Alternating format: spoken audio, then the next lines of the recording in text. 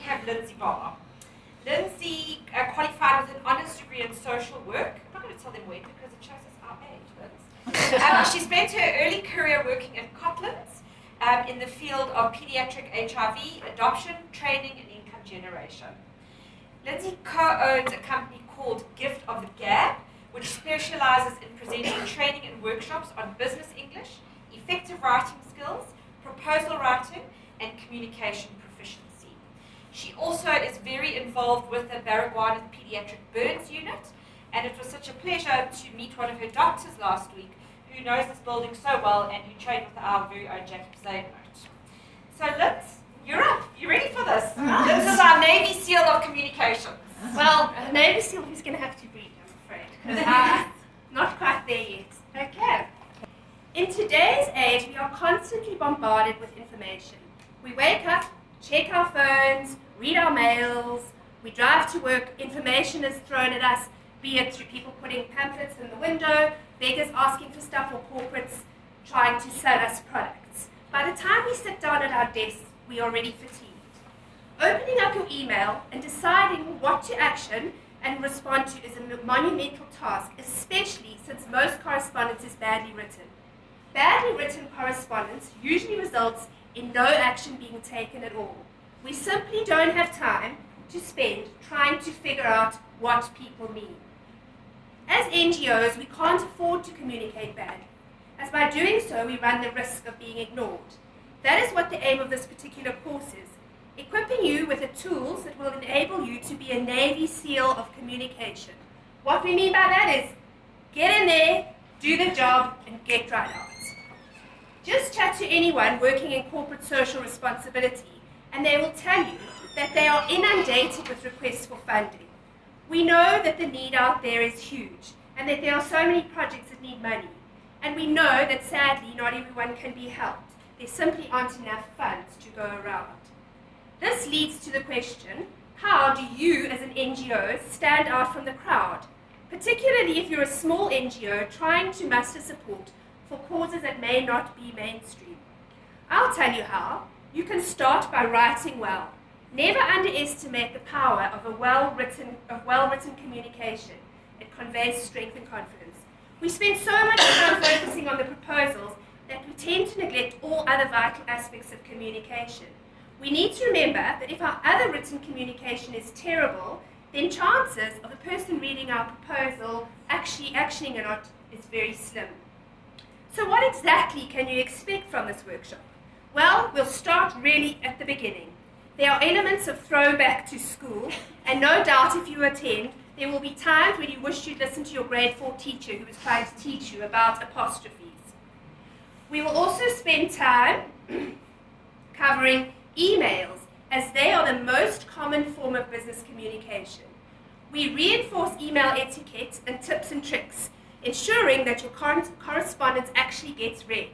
More often than not, emails are simply a rambling of a person's thoughts, and we as the reader are left to try and figure out what they are actually saying.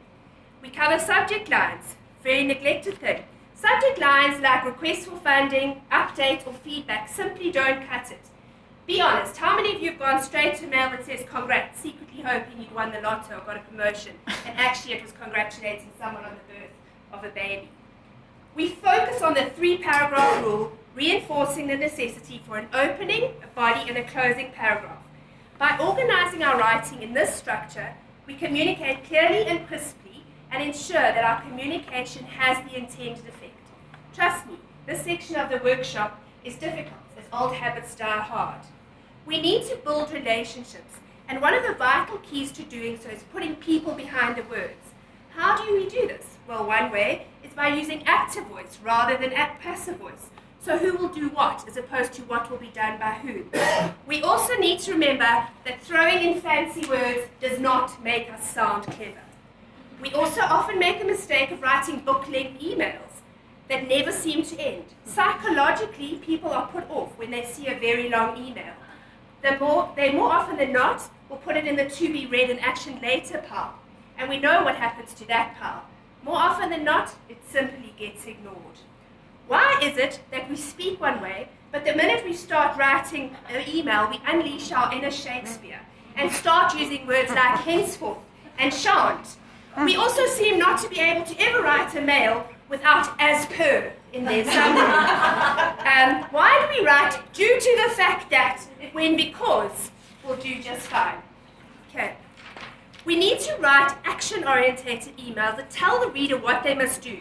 We spend a lot of time writing words or phrases in our mail that mean nothing. Be specific. Trust me, thanking someone in advance is not going to make them do the job. Also, what do you mean by saying, hope to hear from you soon? This is Africa. Time is relevant. We don't know what people mean. Another area of writing that we tend to neglect is grammar and punctuation. Clarity and meaning is lost when we neglect and misuse punctuation. Think about the meaning of this sentence. I'm sorry, I love you, or I'm sorry, comma, I love you. People also tend to make the mistake of conveying their emotions through punctuation. So we're seeing an excessive use of exclamation marks and question marks. Trust me, a sentence like, we are desperate for funding, followed by 8 exclamation marks, does not convey the urgency.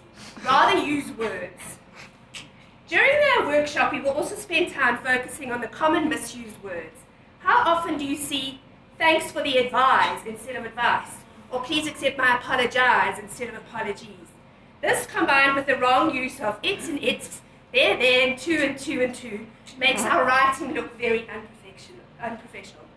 The often copy and pasted covering letter is another topic covered.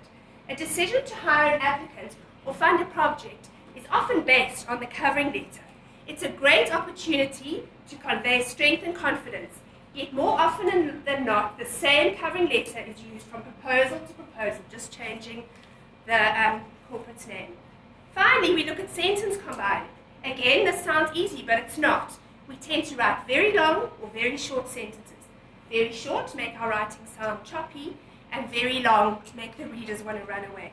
We need to keep our audience engaged. Finally, once we've got all these fundamental skills in place, we can move to a proposal writing workshop. But it's absolutely imperative that we get all these things right first. Writing well is a skill that benefits both you and your organization. And with time, practice, and a great deal of mindfulness, you can save hours on any given day when you get it right. 20 seconds.